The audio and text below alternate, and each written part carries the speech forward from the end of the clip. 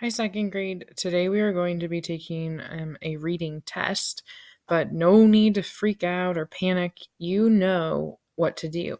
Okay, so we are going to read some stories. So you have it printed out. I picked it out here so we can kind of see it better, and I'll zoom in later. But we are gonna read the story, and then you are going to answer and fill out some of these things that we've done together before. I want to see if you can do it on your own. So, as we read this story about red pandas, I want you to be thinking about what is the main idea, and then you're going to have to write down 3 details about the main idea.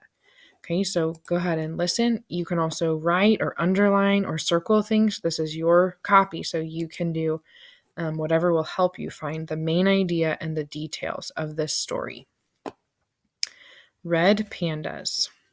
Red pandas are mammals about the size of a cat. Even though they are called pandas, they are actually not related to giant pandas.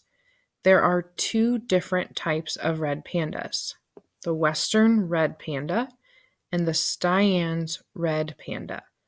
Red pandas are actually nocturnal, which means they are awake at night. Red pandas are only found in Asia. They live in the countries of China, Nepal, Tibet, and India. Red pandas live in forests high in the mountains. They make their homes in trees and eat mostly bamboo. Red pandas have long, soft, reddish-brown fur. The bottom of their body has dark fur, and they have white markings on their face. They have a long, shaggy tail with stripes of lighter fur. Their tails look a little bit like a raccoon tail. They have 4 short black legs with thick fur on the bottom of their paws. Red pandas also have strong curved claws. There are only about 3,000 red pandas left in the world. They are an endangered animal. This is mostly caused by humans. Humans destroy their habitats, hunt them, and capture them for pets. Other predators of the red panda are snow leopards, birds of prey, and I can't see it on mine, hold on. And there we go, and martens. All right, so this is yours. You can look at this, you can mark it up because you need to refer back to this story about red pandas to fill out the top part of this worksheet. First, you need to answer what is the main idea of that story. Write down, doesn't have to be a sentence, could be just a few words. What was the main idea of this story? Then you would need to write me 3 details that prove that was the main idea.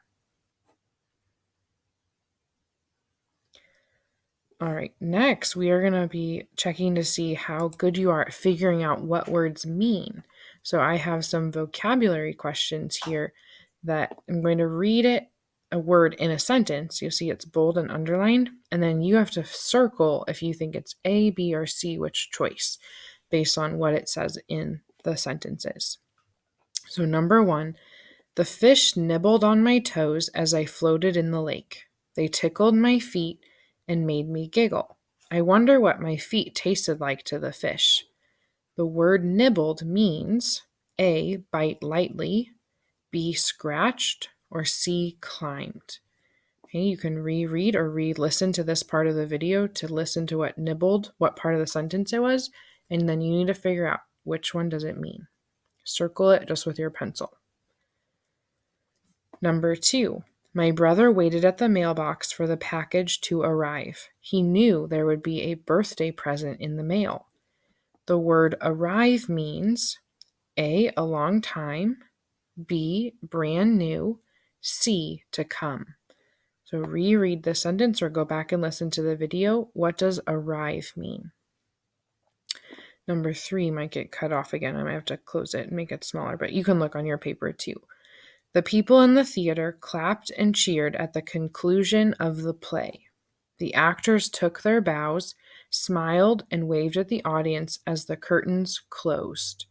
The word conclusion means, I'll make mine smaller so you can see it, A, beginning, B, ending, C, story. So again, reread this or go back and listen in the video. What does the word conclusion mean? Circle your choice.